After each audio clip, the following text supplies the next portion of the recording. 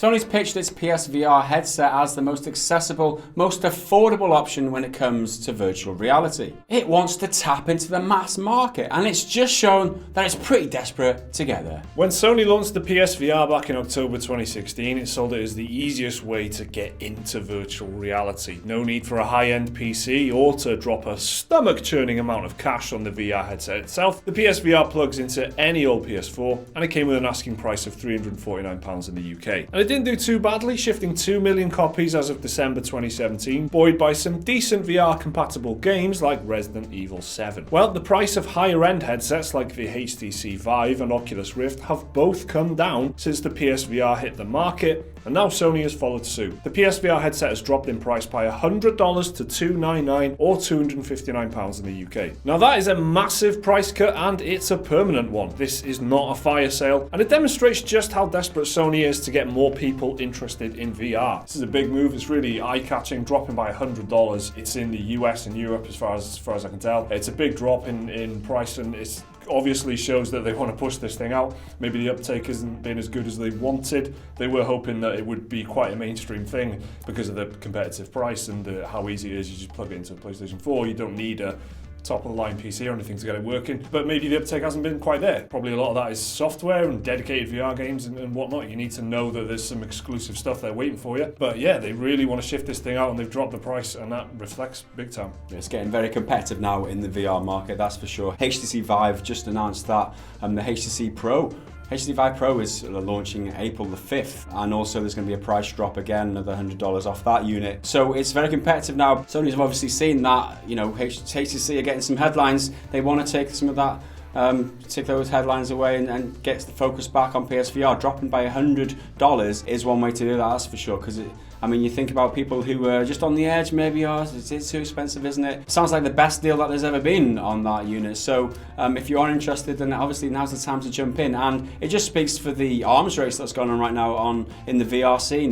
They're all trying to outdo each other, HTC, Oculus, PSVR. They're all struggling for a place in the market. And it's like survival of the fittest, isn't it? Whichever one comes out on top will survive into the future. These types of things are great for consumers. Price drops just to stay competitive, and it's great for us. In other news this week, Microsoft has announced plans to ban offensive language across its services. Microsoft unveiled an updated code of conduct for services like Skype, Outlook emails, and even Microsoft Office. If violated, it could get you banned or suspended. Microsoft said in their updated terms that it reserves the right to, quote, review your content in order to resolve the issue, which of course sent some alarm bells ringing. The company said offensive language and fraudulent activity is prohibited and could lead to suspensions or bans from Xbox services, including forfeiture of content licenses, Xbox Gold membership time, and Microsoft account balances. Since the story broke, confusion has run rampant online, mainly as to how the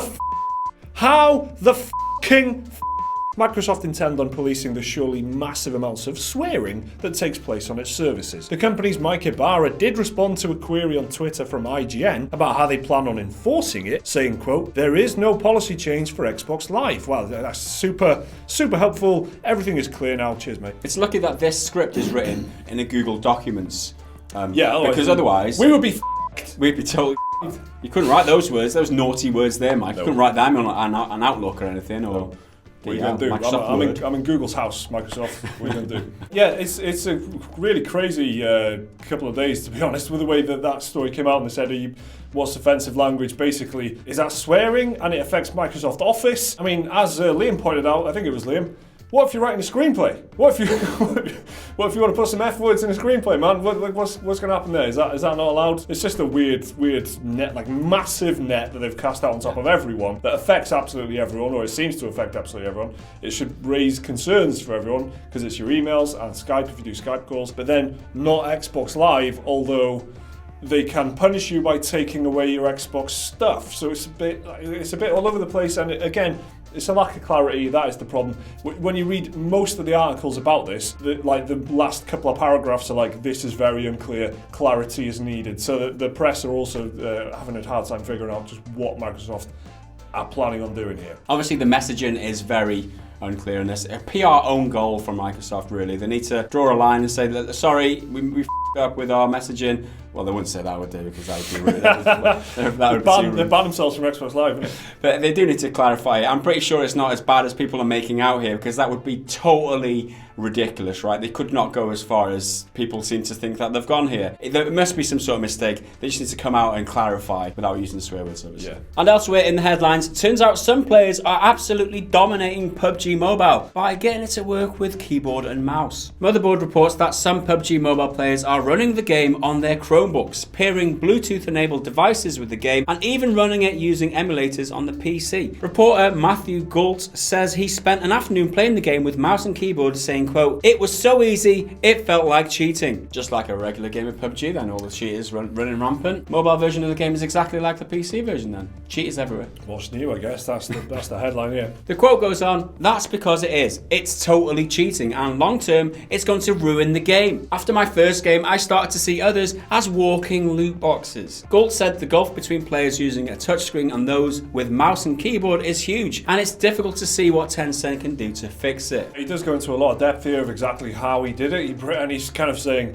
it's incredibly easy to do so, please let me tell you exactly how I did it. That's how he's choosing to highlight the problem, I guess, and he is, I mean, he sounds like really worried about it. He thinks it's a game-breaking thing, it's going to ruin the game over time because of how easy it is to do. And obviously, if it's running on Android, then there's all kinds of ways, as he's demonstrated there. He lists the Bluetooth, using Bluetooth devices, running it on a Chromebook, and whatever. There's multiple methods of doing it, is what he's saying. And it does seem like a real problem if they want it to be a success on the game. The game's full of bots as well, or at least that's what the reports are. I don't know if that's been confirmed yet. It's up against a few things. It could be great. I think it plays great. I mean, it runs really well. It plays pretty well based on what we've played a little bit of in the office, and it seems okay. It seems like a good port. It's just this kind of thing is pretty flipping serious, and I don't know what are they going to do to fix it. So there you go. That's kind of a mini news roundup for you there. Sony's dropped the PSVR price by $100. Is that enough to make you pick it up? Let us know down in the comments. Remember to like the video if you enjoyed it. Please do subscribe if you want to see more stuff like this every single day. You can check out that video right now if you want, and there's a link to Patreon